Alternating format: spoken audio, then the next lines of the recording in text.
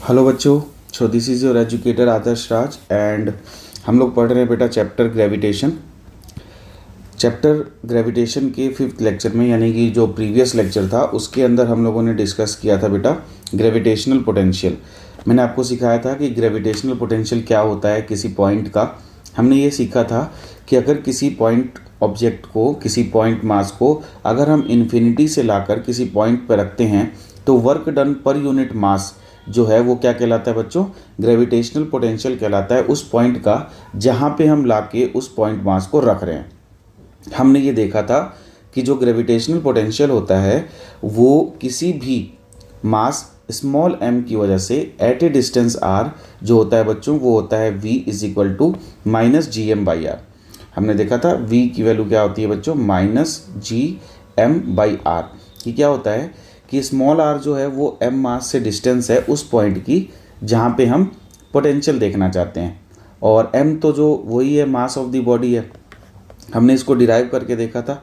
हमने ये भी सीखा था बच्चों कि जो ग्रेविटेशनल पोटेंशियल है वो हमेशा नेगेटिव होता है, ऑलवेज नेगेटिव होता है। ओके, चलिए इसके बाद हम लोगों ने देखा था कि अगर हमारे पास n number of mass bodies आ जाएंगी तो उसके लिए हम किसी भी पॉइंट पे ग्रेविटेशनल पोटेंशियल कैसे निकालते हैं।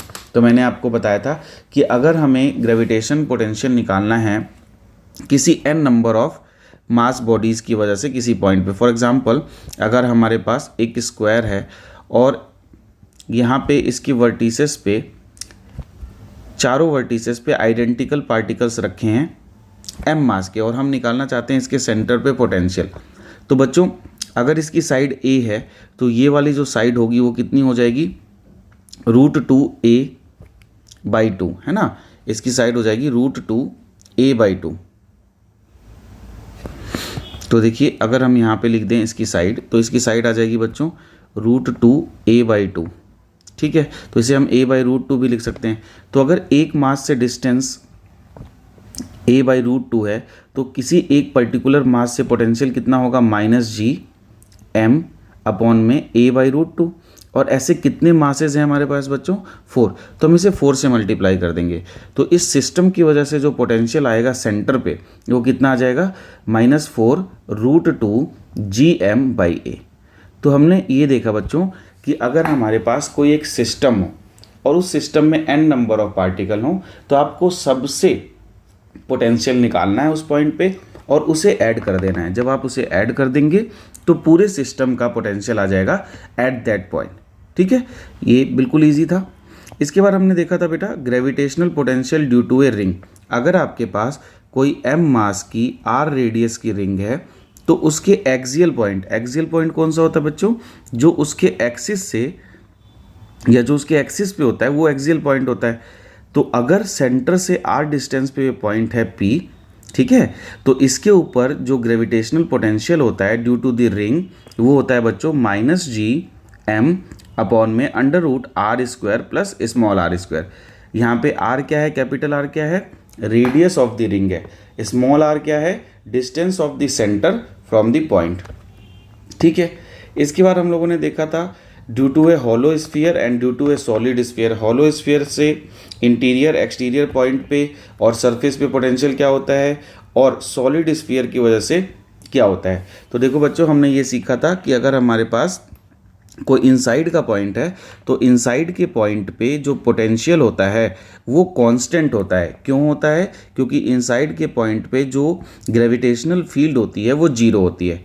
इसकी जो वैल्यू होती है वो कितनी होती है बच्चों, इसकी वैल्यू होती है minus G M by R, जहाँ पे m क्या है, mass of the hollow sphere है, r क्या है, radius of the hollow sphere है।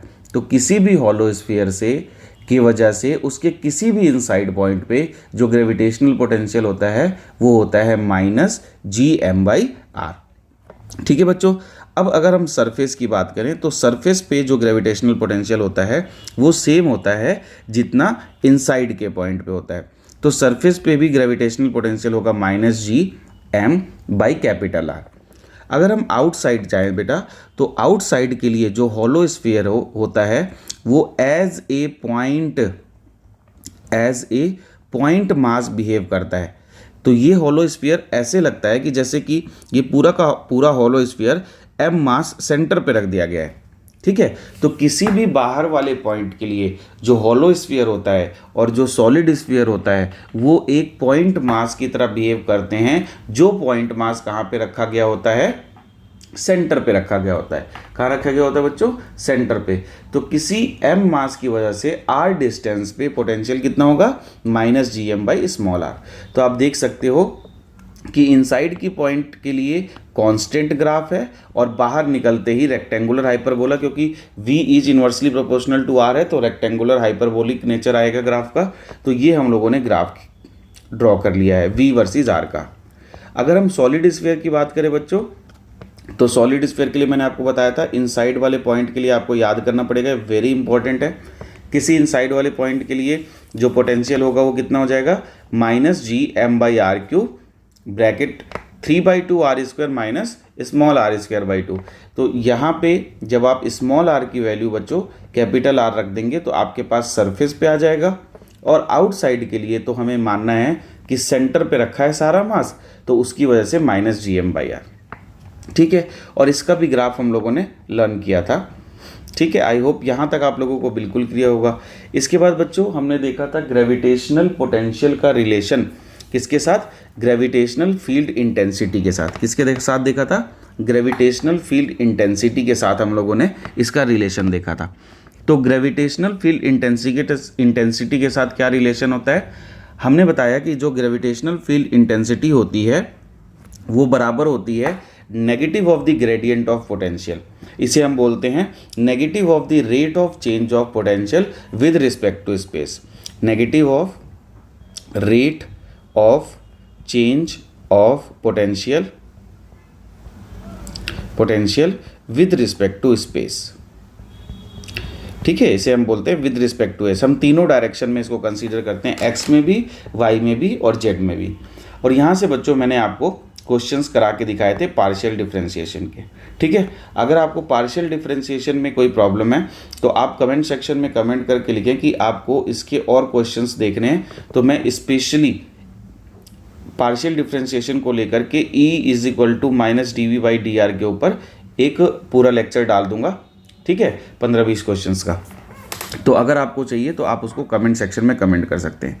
आज जो हमें पढ़ना है बेटा वो है ग्रेविटेशनल पोटेंशियल एनर्जी। ठीक है, तो स्टार्ट करते हैं ग्रेविटेशनल पोटेंशियल एनर्जी से। Gravitational potential energy. तो बच्चों ग्रेविटेशनल पोटेंशियल एनर्जी क्या होती है, सपोज करो कि आपके पास दो मास थे, एक मास था बच्चों m1 और एक मास था m2। ये दोनों मास जो हैं ये बहुत दूर थे एक दूसरे से, इनफाइनाइट डिस्टेंस पे थे। अब आपने क्या किया, m1 को लेके आए, ठीक है, और कहीं पे रख दिया। अब m1 से किसी r डिस्टेंस पे आपने लाके m2 को भी रख दिया। तो इन दोनों पार्टिकल को मिला के क्या बन गया बच्चों, एक सिस्टम बन गया। क्या बन गया, सिस्टम। तो जब भी हम किसी सिस्टम के पार्टिकल्स को इन्फिनिटी से लाके सिस्टम की पोजीशन पे रख देते हैं जहाँ पे सिस्टम में उनकी जगह है, ठीक है, तो इसके लिए हमें जो वर्क डन करना पड़ता है वही वर्क डन, ठीक है ना, सिस्टम की ग्रेविटेशनल पोटेंशियल एनर्जी बन जाता है। ठीक है, क्या बन जाता है, सिस्टम की ग्रेविटेशनल पोटेंशियल एनर्जी बन जाता है। ठीक है बच्चों, अब सपोज करिए कि मेरे पास 3 पार्टिकल थे, बहुत दूर दूर रखे थे, एक m1 था, एक m2 था, एक m3 था, ये तीनों बहुत दूर दूर डिस्टेंस पे रखे हुए। ठीक है बच्चों, तो अगर अब आप इन तीनों मास को उठा के लाना चाहते हैं और इनको एक इक्विलेटरल ट्राइंगल के वर्टिसेस पे रखना चाहते हैं, ठीक है, तो मान लीजिए आपने m1 को उठा के यहाँ रख दिया। ठीक है, तो इसके लिए आपको W1 काम करना पड़ा। फिर आपने m2 को उठा के यहाँ रखा, इसके लिए आपको W2 काम करना पड़ा। फिर m3 को उठा के यहाँ पे रखा, इसके लिए आपको W3 काम करना पड़ा।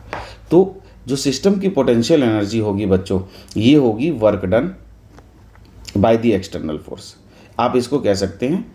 और इस पोटेंशियल एनर्जी को U से लिख सकते हैं। तो पोटेंशियल एनर्जी को अगर आप एक्सटर्नल फोर्स के वर्क डन के टर्म्स में लिखना चाहें तो भी लिख सकते हैं, अगर आप कंजर्वेटिव फोर्सेस के वर्क के टर्म्स में लिखना चाहें तो भी लिख सकते हैं। तो सबसे पहले हम स्टार्ट करते हैं डेफिनेशन से। इसकी डेफिनेशन क्या लिखेंगे हम, तो हम बच्चों इसकी डेफिनेशन लिखेंगे, the amount of work done, या आप सीधे ऐसे लिख सकते हैं, potential energy of a system is defined as, system is the negative of amount of work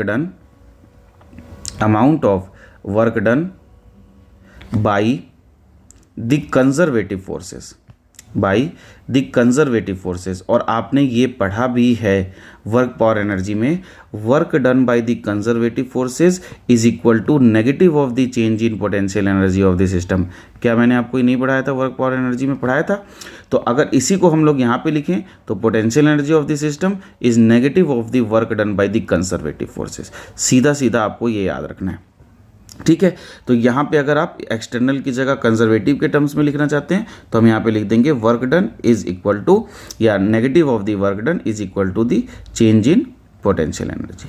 अब देखो बच्चों, यहाँ पे हम क्या लिख सकते हैं, इसे और किस तरीके से लिख सकते हैं, इसे हम लिख सकते हैं potential energy is equal to negative of the work done. Work done क्या होता है बच्चों, F dot D R, integrating from कहाँ से कहाँ तक लाना है आपको, इन्फिनिटी से लेके लाना है आर तक लाना है। कहाँ तक लाना है, इन्फिनिटी से आर तक।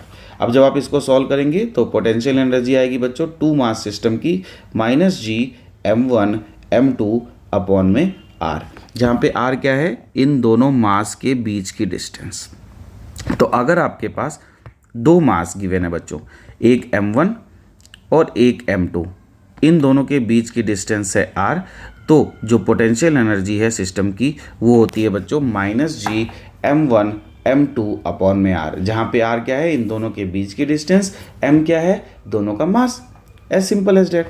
अब पोटेंशियल एनर्जी की यूनिट किसके बराबर होगी, जूल ही होगी। आप सबको पता है अगर एनर्जी है तो जूल होगी, और डायमेंशन फार्मूला भी आप लोग निकाल सकते हैं, एनर्जी का जो डायमेंशन फार्मूला होता है, ठीक है। तो अगर हमारे पास छोटे से छोटा सिस्टम कितने मास का बन सकता है, दो ही मास का तो बनेगा। तो अगर दो मास का बनेगा तो दो मास के लिए जो पोटेंशियल एनर्जी आएगी वो आएगी -G m1 m2 by r, as simple as that. तो यहाँ तक मुझे नहीं लगता है कि कोई दिक्कत होगी, ठीक है। तो अभी हम लोग आगे बढ़ते हैं, पहले इसको डाइजेस्ट कर लो कि work done by the conservative जो होता है वो होता है negative of the change in potential energy, या आप कह सकते हो कि जो पोटेंशियल एनर्जी आती है वो negative of the work done by the conservative forces होता है। दोनों एक ही बात है। अब हमारे पास अगर आ जाएगा n नंबर ऑफ पार्टिकल्स का सिस्टम, तो अब हमारे पास सिस्टम है, ठीक है। इसके अंदर कितने पार्टिकल्स है बच्चे, n नंबर ऑफ पार्टिकल्स, ठीक है। तो अगर इसके पास n नंबर ऑफ पार्टिकल्स हैं और हमें सिस्टम की ग्रेविटेशनल पोटेंशियल एनर्जी चाहिए, तो हम कैसे करेंगे बच्चों, हमें क्या करना है, सब के सब मासेस की आपस में पोटेंशियल एनर्जी निकालनी पड़ेगी। तो इसको समझाता हूँ मैं आपको, बिल्कुल प्यार से आराम से समझिए। मान लीजिए हमारे पास कई सारे मासेस प्रेजेंट है, m1 m2 m3 m4 m5 mn, ठीक है। इनके नामकरण कर देते हैं m1 m2 m3 m4 m5 mn, ठीक है। अब मान लेते हैं कि 1 और 2 के बीच की डिस्टेंस है, इसको हम r12 लिख रहे हैं। 2 और 3 के बीच की डिस्टेंस है, इसको r23 लिख रहे हैं। और 3 और 4 के बीच की डिस्टेंस है, इसको r34 लिख रहे हैं। 1 और 4 के बीच की डिस्टेंस को r14 लिख रहे हैं। 2 और 4 के बीच की डिस्टेंस को r24 लिख रहे हैं। तो बेटा इसमें क्या होगा, सबके साथ इसका इसके साथ एक पेयर बनेगा, फिर इसका m3 का इसके साथ भी एक पेयर बनेगा, m3 का m1 के साथ भी पेयर बनेगा, m2 का m5 के साथ भी पेयर बनेगा, m4 का m5 के साथ भी पेयर बनेगा, m4 का mn के साथ भी पेयर बनेगा, m5 का mn के साथ भी पेयर बनेगा। तो इसमें हर दो मासेस के पेयर बनेंगे। तो अगर मैं इसकी पोटेंशियल एनर्जी लिखूं तो क्या आएगी बच्चों, -G, ठीक है, ये तो रहेगा ही रहेगा, m1 का m2 के साथ पेयर, ठीक है बच्चों, फिर m2 का m3 के साथ पेयर, फिर m3 का m4 के साथ पेयर, और ऐसे ही चलता रहेगा। तो लास्ट में क्या बच जाएगा, लास्ट में बच जाएगा एक m किसी भी पर्टिकुलर m का, मान लेते हैं mn-1 का mn के साथ बन जाएगा, और यहाँ पे आ जाएगा r m-1 का rn के साथ, या हम इसको ऐसे लिख देते हैं rn-1 n। तो इसका मतलब क्या हो गया कि सभी का आपस में पेयर बनेगा। तो सबसे पहले क्या करना होता है बच्चों, आप सबसे पहले नंबर ऑफ पेयर निकालेंगे। बिल्कुल इजी टॉपिक है, कोई भी दिक्कत नहीं है, ठीक है। नंबर ऑफ पेयर, अब नंबर ऑफ पेयर का फॉर्मूला होगा बच्चों n इंटू n-1/2। इसका मतलब क्या हो गया, सपोज करो कि आपके पास दो ही मास हैं, एक m1 और एक m2, तो ये दो मास हो गए। तो अगर 2 मास हो गए, तो 2 मास हो गए तो n की वैल्यू 2 हो गई। तो जो पेयर होंगे वो कितने पेयर बनेंगे, ऑब्वियसली हमें दिख रहा है एक ही पेयर बनेगा m1 और m2 का, लेकिन अगर हम फॉर्मूले से निकालें तो 2 इंटू 2-1/2, तो देखो अभी भी क्या आ जाएगा, 1 पेयर आएगा, और वो किसका किसका होगा, m1 और m2 का होगा, ये एक पेयर बन गया। ठीक है बच्चों। अब अगर इसी में मैं एक और ऑप्शन ले लूँ, एक और सिस्टम ले लूँ, मान लो हम लोग सिस्टम ले लेते हैं एक ट्राइंगल का, यानी कि तीन मासेस का सिस्टम ले लेते हैं, 3 मासेस का सिस्टम ले लेते हैं, एक m1, एक m2 और एक m3। तो सोचो कितने नंबर ऑफ पेयर बनेंगे। अब यहाँ पे हम लोगों को पता है बेटा, देखो एक तो पेयर बनेगा m1 का m2 के साथ, एक पेयर बनेगा m1 का m3 के साथ, और एक पेयर बनेगा m3 का m2 के साथ। बनेगा या नहीं बनेगा, 3 पेयर बनेंगे ना। इसका मतलब क्या हो गया बच्चों, अगर हम पेयर निकालना चाहते हैं, 3 मास हैं, तो n की वैल्यू तो हम लोग कह सकते हैं कि 3 होगी, क्योंकि 3 मासेस हैं। तो पेयर बनेगा 3 माइनस 1 अपॉन में 2। देखो 2 से 2 कट जाएगा, कितना बचेगा 3। तो 3 पेयर वैसे भी बन रहे हैं और 3 पेयर ऐसे भी बन रहे हैं। तो आंसर क्या आ जाएगा, u is equal to minus G m1 का m2 के साथ r12, m2 का m3 के साथ r23 और m3 का m1 के साथ। इसके अलावा कोई पेयर है, इसके अलावा कोई पेयर नहीं है। बिल्कुल इजी हो गया टॉपिक। ठीक है बच्चों, तो इस तरीके से हम पेयर निकालते हैं। अब मान लो अगर हमारे पास स्क्वायर आ जाए, 4 पार्टिकल हैं। अब 4 पार्टिकल हैं, एक पार्टिकल यहाँ पे बचा m1, एक पार्टिकल यहाँ पे है m2, एक पार्टिकल यहाँ पे है m3, एक पार्टिकल यहाँ पे है m4। ठीक है, तो अब देखिए बच्चों कितने पेयर बनेंगे, पहले हम ऐसे बना के देख लेते हैं। हमारे हिसाब से एक तो बनेगा m1 का m2 के साथ, एक बनेगा m2 का m3 के साथ, एक बनेगा m3 का m4 के साथ, एक बनेगा m1 का m4 के साथ। ठीक है, अब देखो यहाँ तक आके रुक जाते हैं, लेकिन अब आप देखो एक ये भी तो बनेगा m4 का m2 के साथ, और एक ये भी बनेगा डायगोनली m3 का m1 के साथ। यानी कि 6 पेयर बन गए बच्चों। देखो एक पेयर ये, सेकंड पेयर ये, थर्ड पेयर ये, 4 पेयर ये, और 5th पेयर ये डायगोनल, और 6th पेयर ये डायगोनल। बन गया या नहीं बन गया, 6 पेयर बने। हमारे पास मास कितने थे, 4, तो n की वैल्यू 4 लेंगे। अब हम देखो पेयर अगर हम फॉर्मूले से निकालना चाहें तो 4 इंटू 4-1/2, तो कितना आ रहा है बच्चों, 6 आ रहा है। और हमने कितने बनाए थे, 6। इसका मतलब क्या है, मैं आपको क्या सिखाना चाह रहा हूँ कि अगर हमारे पास 10 मासेज आ जाएं, तो हम वहाँ पे गिनने थोड़ी बैठेंगे कि किसका किसके साथ पेयर बन रहा है। 1 का 2 के साथ बन रहा है, 1 का 3 के साथ बन रहा है, 1 का 9 के साथ, 1 का 10 के, ऐसे नहीं बैठेंगे हम गिनने। हम क्या करेंगे, हम सबसे पहले n की वैल्यू देखेंगे 10, और फिर हम उसमें क्या कर देंगे बच्चों, हम उसमें पेयर निकाल देंगे, और पेयर का फॉर्मूला हम लगा देंगे n इंटू n-1/2, और फिर हमारे पास जो भी आएगा उससे हम फॉर्मूले में पुट करके सीधा आंसर निकाल लेंगे। ठीक है, जैसे अब एक एग्जांपल लेके शुरू करते हैं। जैसे सपोज करो ट्रायंगल वाला ही क्वेश्चन आ गया। मान लीजिए हमारे पास आ गया कि ये 3 मास बॉडीज़ हैं। एक का मास है बच्चों m, एक का मास है 2m, और एक का मास है 3m। ठीक है, और ये रखे हुए हैं इक्विलेटरल ट्रायंगल के वर्टिसेस पे। तो सबसे पहले हमें देखना है कि n की वैल्यू है 3, तो पेयर बनेंगे कितने, 3 इंटू 3 -1/2, 2 से 2 गया, 3 पेयर बनेंगे।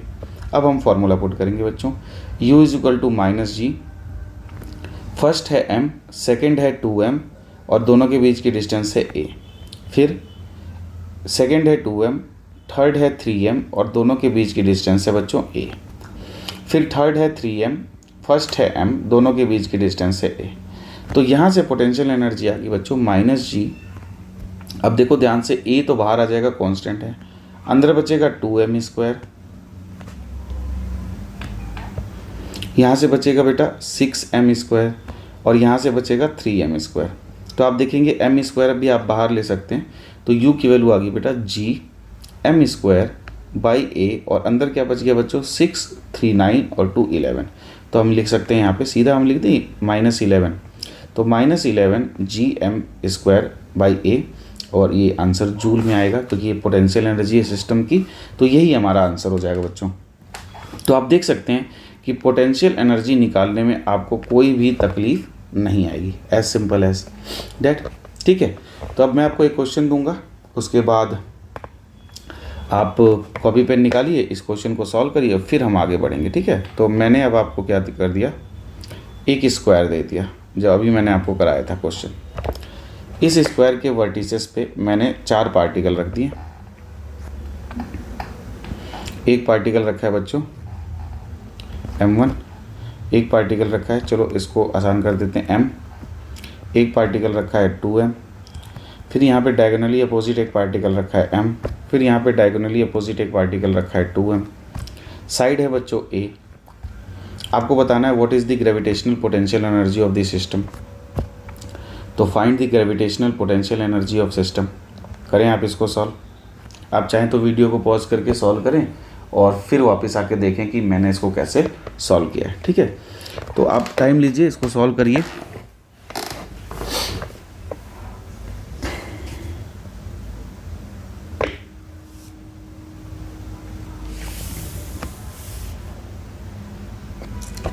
तो आई होप बच्चों आप लोगों ने इसको सॉल्व करने की कोशिश की होगी। तो सबसे पहले हमें क्या देखना होता है, सबसे पहले हमें देखना होता है कितने नंबर ऑफ मासेस हैं। तो नंबर ऑफ मासेस हैं 4 बच्चों, पेयर बनेंगे कितने 6। फॉर्मूले में पुट करना शुरू करते हैं, माइनस जी, m1 m है, m2 2m है, दोनों के बीच की डिस्टेंस है a, पहला पेयर हो गया। दूसरा पेयर होगा बच्चों 2m का नीचे वाले m के साथ और a, यानी कि पहला तो पेयर ये होगा बच्चों, ध्यान से देखो ये, सेकंड पेयर ये होगा, थर्ड पेयर ये हो गया बच्चों। तो थर्ड हो गया हमारे पास again m into 2m upon में a। फोर्थ पेयर क्या होगा, फोर्थ पेयर ये होगा m इंटू 2m। तो अगेन हम फोर्थ लिख देते हैं m into 2m upon a। Fifth pair क्या होगा बच्चों, फिफ्थ पेयर ये होगा डायगोनल, एक ये और एक ये। लेकिन अब डायगोनल में बच्चों डिस्टेंस a नहीं होगी, है ना। अब डायगोनल में डिस्टेंस क्या हो जाएगी, डायगोनल के अंदर डिस्टेंस हो जाएगी √2a। इस चीज़ का बस ध्यान रखना, यही इस क्वेश्चन में ट्रिक है। तो अब डायगोनल में हमारे पास है एक तो 2m का 2m के साथ, और दोनों के बीच की डिस्टेंस है √2a या a√2, और एक है हमारे पास बच्चों m का m के साथ और डिस्टेंस है √2a। तो ये हमारे पास 6 पेयर हो गए, गिन के देख लो, 1 pair, second pair, third pair, fourth pair, 5 pair, 6 pair, है ना बच्चों। 6 पेयर हो गए आराम से, कोई दिक्कत नहीं है। अब क्या कॉमन है वो कॉमन ले लीजिए। तो मेरे ख्याल में आसानी से हम देख सकते हैं कि a तो कॉमन है ही और m स्क्वायर भी कॉमन है। यहाँ पे क्या बचेगा बच्चों, फर्स्ट में बचेगा 2, सेकेंड में भी बचेगा 2, थर्ड में भी बचेगा 2, फोर्थ में भी बचेगा 2, फिफ्थ में बचेगा 4, सिक्स्थ में बचेगा 1, और इन दोनों के नीचे तो √2 भी बचेगा, है ना बच्चों, क्लियर। तो अब ध्यान से देखिए, तो ये तो बन जाएगा 8 और ये बन जाएगा 5/√2। तो मैं इसको लिख सकता हूँ u is equal to minus G M square by a। यहाँ पे लिख सकते हैं हम 8 और यहाँ पे लिख सकते हैं बेटा 5/√2। हम चाहें तो इसको ही आंसर लिख देंगे, या हम चाहें तो इसको और सिंप्लीफाई कर लेते हैं एलसीएम वेलसीएम लेके। बाकी ये सब हम लोग का काम नहीं है, यहाँ तक ही हम लिख के और जस्टिफाई कर देंगे कि यही हमारा आंसर है। ठीक है, सिंपल। तो मुझे नहीं लगता कि अब आपको इसमें कोई भी परेशानी, शक, शंका, सवाल, संदेह, क्वेश्चन, प्रश्न या दिक्कत होगी। ठीक है, नहीं होगी। आगे बढ़ जाए। अब हम बात करते हैं बच्चों gravitational potential energy at the surface of earth. At the surface of earth. Surface of earth, earth की सरफेस पे ग्रेविटेशनल पोटेंशियल एनर्जी क्या होगी किसी पार्टिकल की।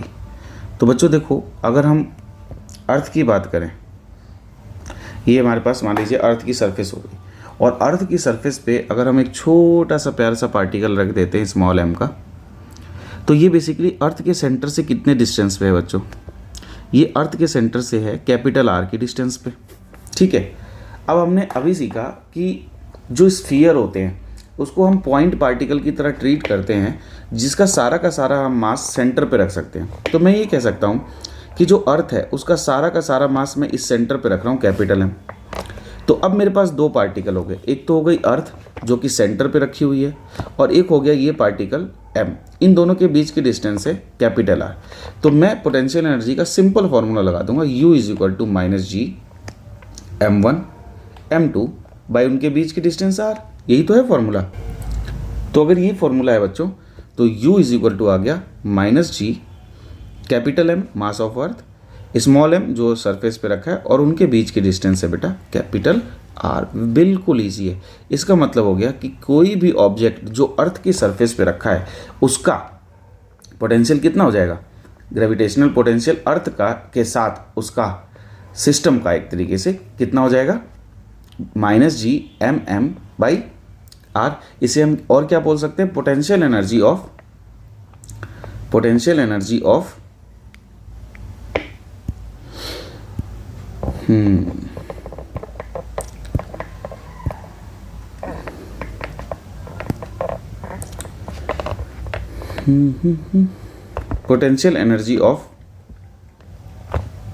Small m due to earth, है ना, सिंपली ये बोल सकते हैं। तो किसी भी पार्टिकल की अर्थ के सरफेस पे पोटेंशियल एनर्जी ये होगी बच्चों। ठीक है, अब अज्यूम करो इफ द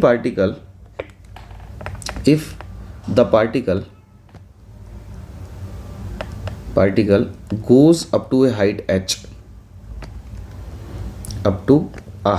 h, अगर वो पार्टिकल सरफेस से किसी हाइट पे चला जाए बच्चों, स्मॉल h पे, तो ध्यान से देखो, अगर ये यहाँ से स्मॉल h हाइट पे पहुँच जाए तो अब पोटेंशियल एनर्जी हम लोग क्या लिखेंगे। ठीक है, शुरू में वो इस पॉइंट पे था, इसका नाम चाहो तो आप दे सकते हो, मान लो B पे था, अब वो पहुंच गया A पे, तो पोटेंशियल एनर्जी B पे क्या थी बच्चों, पोटेंशियल एनर्जी B पे हमने निकाली थी -G capital M small m by R। अब जब वो A पे पहुंच गया तो पोटेंशियल एनर्जी क्या होगी बच्चों, -G capital M by small m, और अब डिस्टेंस हो चुकी है R प्लस H। क्या हो चुकी है, R प्लस H। अब कोई भी ये बता सकता है कि अगर R प्लस H बड़ा है, R प्लस H बड़ा है R से, है ना, क्योंकि R प्लस H तो बड़ा होगा ही R से। तो अगर R प्लस H बड़ा है R से, तो हमें पता है कि ये UA जो है बड़ा होगा UB से। क्यों होगा बच्चों बड़ा, इसलिए होगा क्योंकि ये हम नेगेटिव मैग्नीट्यूड की बात कर रहे हैं। अगर हम पॉजिटिव मैग्नीट्यूड की बात करते तो UA छोटा होता। अब अगर हम पोटेंशियल एनर्जी का डिफरेंस निकालना चाहते हैं, the difference in potential energy, दो पॉइंट्स के बीच में डिफरेंस इन पोटेंशियल एनर्जी, तो पोटेंशियल एनर्जी में जो डिफरेंस आएगा बच्चों वो आएगा UA माइनस UB, बड़े वाले में से छोटा माइनस कर दिया, तो -G capital M small m upon में R प्लस H, और माइनस माइनस प्लस बना देगा GM बाई में R। ठीक है बच्चों, यहाँ से मैं G capital M small m by R की ज़रूरत नहीं है कॉमन लेने की, आप R मत लीजिए। अब देखिए ये वाला टर्म नेगेटिव है और ये वाला टर्म पॉजिटिव है, तो मैं पॉजिटिव वाले को पहले लिख रहा हूँ और नेगेटिव वाले को बाद में लिख रहा हूँ। यहाँ पे आपकी आंखें खुलनी नहीं चाहिए ऐसे भौकाल की तरह कि भैया ये एक आ लिख दिए हो। तो ये सिंपली मैंने नेगेटिव वाले को पीछे लिखा है, पॉजिटिव वाले को आगे लिखा है। मैथमेटिक्स आप लोगों की सुभान अल्लाह है, ये किसी से छुपा नहीं है, है ना। तो अब इसका एलसीएम वेलसीएम ले लेते हैं। अब एलसीएम वगैरह आप इसको लेंगे तो एलसीएम बनेगा R into R plus H, यही बनेगा मेरे ख्याल में। और जब आप इसको इधर मल्टीप्लाई करेंगे तो बनेगा आर प्लस एच, और उधर करेंगे तो माइनस आर, आर से आर कट जाएगा, ऊपर बचेगा एच, तो जी एम एम, और यहाँ पे बचेगा एच। ठीक है, कोई दिक्कत परेशानी, सत्संग का सवाल, संदेह, क्वेश्चन पर्सन किसी को है नहीं। अब हम बढ़ जाते हैं आगे। जी एम एम इंटू में एच आप ऐसे ही रखेंगे, यहाँ से मैं आर बाहर लूँगा तो ये बाहर वाला स्क्वायर बन जाएगा, अंदर वाला 1 प्लस एच बाई आर लेंगे। क्यों? क्योंकि हमें बनाना ही है 1 प्लस एच बाई आर, ये हम लोग बचपन से बनाते आए हैं। अब देखिए अब क्या होने वाला है। अब हमें पता है कि भैया G M by R square क्या होता है, G M by R square small g होता है, small g is equal to G M by R square. कई लोग बोलेंगे ऐसे कैसे, तो ऐसे ऐसे मैंने आपको पढ़ाया हुआ है, देखिए हम तो यह सबूत लेके चलते हैं साथ में। कभी कभी मेरे दिल में ख्याल आता है कि बताया हुआ कंसेप्ट तुम्हारे दिमाग में कहाँ चला जाता है, एक जगह पे क्यों नहीं रहता है।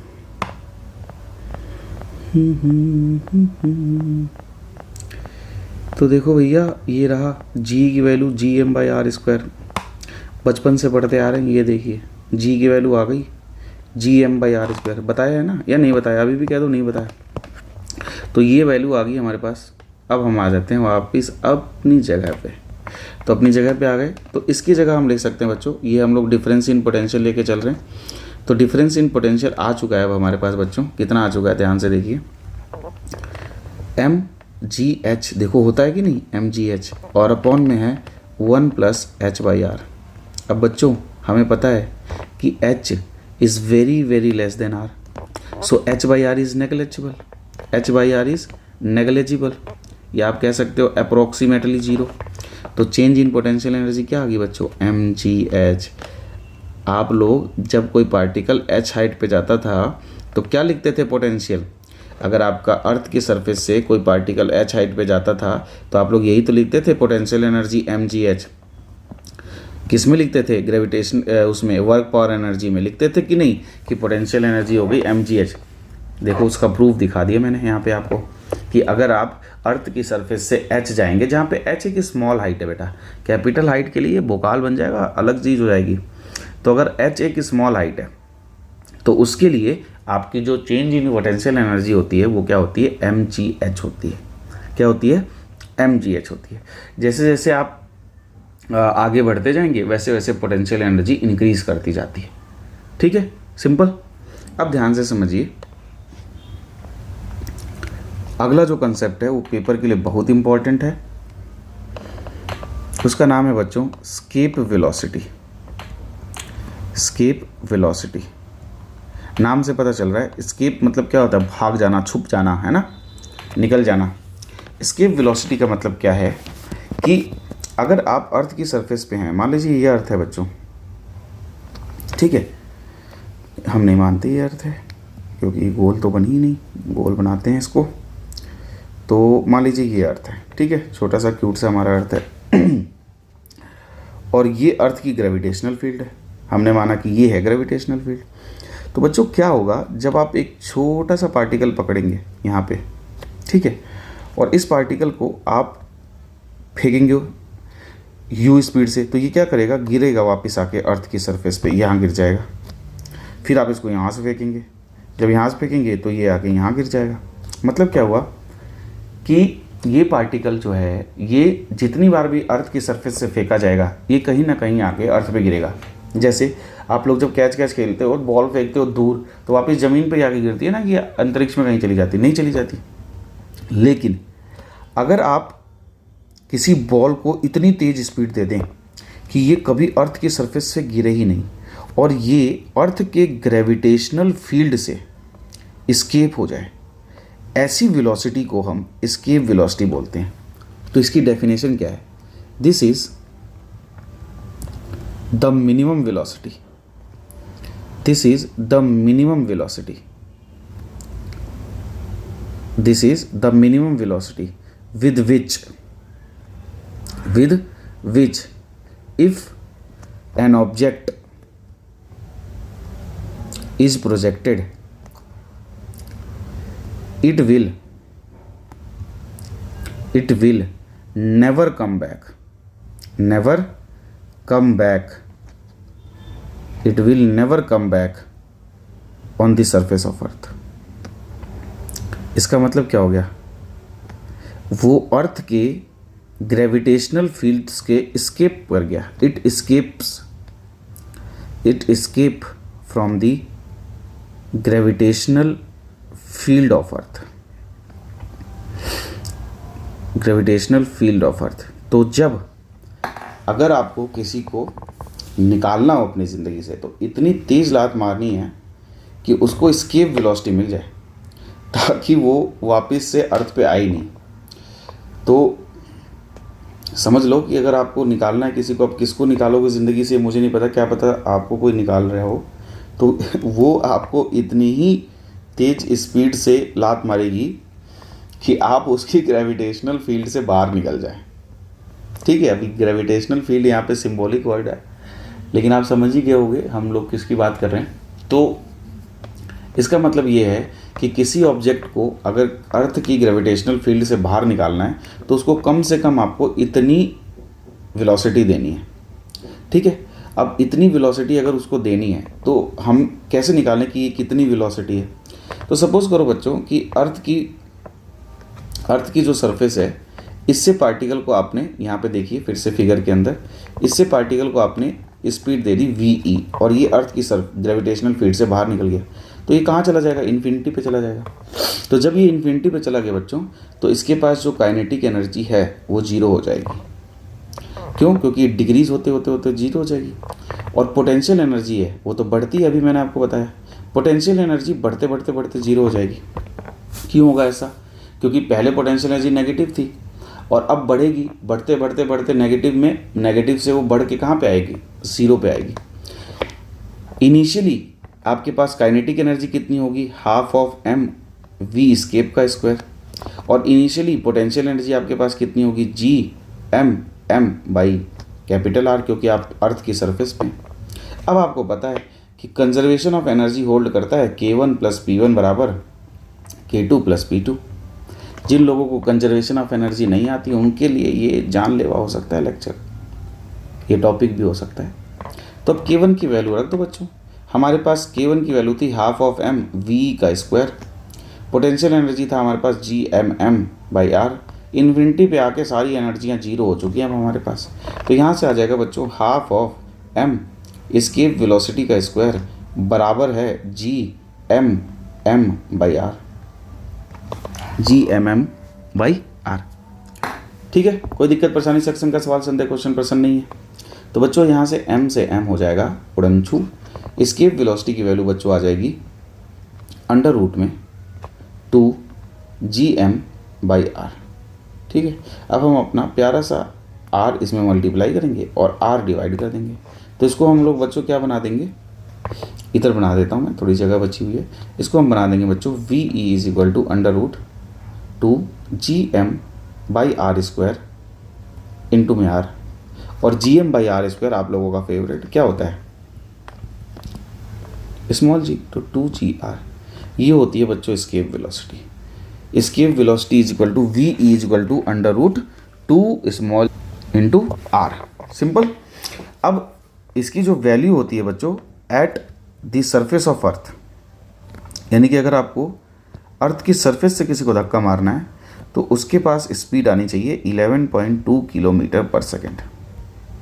इतनी स्पीड अगर आप किसी के अंदर जनरेट करवा सकते हैं तो भैया वो निकल लेगा, वो नहीं आने का वापस, वो कभी भी वापस नहीं आएगा। Eight the surface of moon, कई लोग ज़्यादा मोहब्बत में होते हैं, वो लोग अर्थ की सरफेस से किसी को लात नहीं मारना चाहते। तो अगर आप अपने चांद को चांद पे ले जाके एस्केप वेलोसिटी देना चाहते हैं, वाह क्या बात कही मैंने, तो अगर आप अपने चांद को चांद पे ले जाके एस्केप वेलोसिटी देना चाहते हैं तो वो स्पीड होती है बच्चों 2.4 किलोमीटर पर सेकेंड। कितनी स्पीड होती है, 2.4 किलोमीटर पर सेकेंड। अगर आप अपने चांद को चांद पे ले जाके इतनी स्पीड से धक्का दे देंगे, मतलब उसके पास इतनी स्पीड आनी चाहिए, आपके पास नहीं तो तुम निकल लोगे भैया। तो आपके पास नहीं, उसके पास अगर इतनी स्पीड आप दे देते हैं तो आपका चांद से पार चला जाएगा। वाह, क्या ही पढ़ा दिया मैंने। ठीक है, ये ध्यान रखना, फिजिक्स बड़ी इंटरेस्टिंग है। तो आपका चांद से पार चला जाएगा 2.4 किलोमीटर पर सेकेंड में। ठीक है, बहुत इंटरेस्टिंग था। तो ये थी आपकी एस्केप वेलोसिटी बच्चों। अभी हम लोग जब सैटेलाइट पढ़ेंगे ना, तो एस्केप वेलोसिटी का रिलेशन आएगा ऑर्बिटल वेलोसिटी के साथ। अभी हम देखेंगे ऑर्बिटल वेलोसिटी क्या है, फिर उसका रिलेशन क्या आएगा, वो भी हम देखेंगे। पहले तो आप ये ध्यान रख लीजिए, स्टार बना लीजिए, और आप लोगों को पता है इसमें कौन सा लेटर लिखना है, तो इम्पोर्टेंट है। तो उसके लिए अगर कोई लेटर आप लिखना चाहते हैं पर्टिकुलर, तो वो भी लिख सकते हैं, आपको बताइए। ठीक है, इससे रिलेटेड एक क्वेश्चन देखते हैं और फिर हम लोग वाइंड अप करते हैं आज के लेक्चर को, और फिर मिलेंगे आराम से। ठीक है, तो चलो एक क्वेश्चन देख लेते हैं पहले, और फिर कहानी में ट्विस्ट लाएंगे अगले लेक्चर में। क्वेश्चन कह रहा है, a particle is projected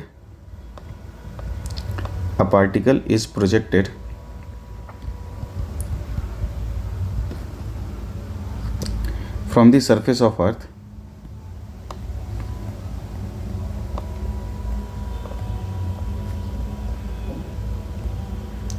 with an initial speed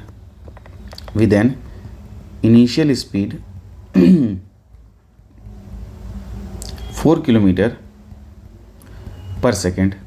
Find maximum height attained by the particle. तो ये चाचा कितनी ऊपर पहुंचे होंगे अटेंड बाय पार्टिकल। ठीक है बच्चों, ये कितनी ऊपर पहुंचे होंगे हमें ये बताना है। तो देखिए बेटा, जो मैक्सिमम हाइट अटेंड होती है एच मैक्सिमम, ठीक है, वो होती है v² अपॉन में 2g माइनस v² अपॉन में r। यहाँ पे r क्या है बच्चों, रेडियस ऑफ अर्थ है, रेडियस ऑफ अर्थ है। ठीक है, और आपको v की वैल्यू तो दी ही हुई है, v की वैल्यू आ गई है आपके पास 4 किलोमीटर पर सेकेंड। तो 4 × 10⁻³ मीटर पर सेकेंड लिख लेंगे इसको, क्योंकि हमें SI में लिखना है, तो मीटर पर सेकेंड हो जाएगा। रेडियस आपके पास 6400 किलोमीटर, तो 64 × 10⁻, हम क्या लिख सकते हैं, 5 लिख सकते हैं। हाँ, 5 लिख सकते हैं मीटर। क्लियर। तो यहाँ से आपके पास r पता है, v पता है, g आपको पता ही है, g आप लेंगे 9.8 मीटर पर सेकेंड। ये वैल्यू रखिए बच्चों, ये जब आप वैल्यू रखेंगे, मैं आपको आंसर बता देता हूँ। आंसर है इसका 935 किलोमीटर। तो आप लोग इसको सॉल्व करिए, सॉल्व करके कमेंट बॉक्स में कमेंट करिए कि आपका ये आंसर आया है कि नहीं। सवाल का जवाब सिर्फ यस और नो में दिया जाएगा। ठीक है, तो आज हम लोगों ने सीखा एस्केप वेलोसिटी क्या है।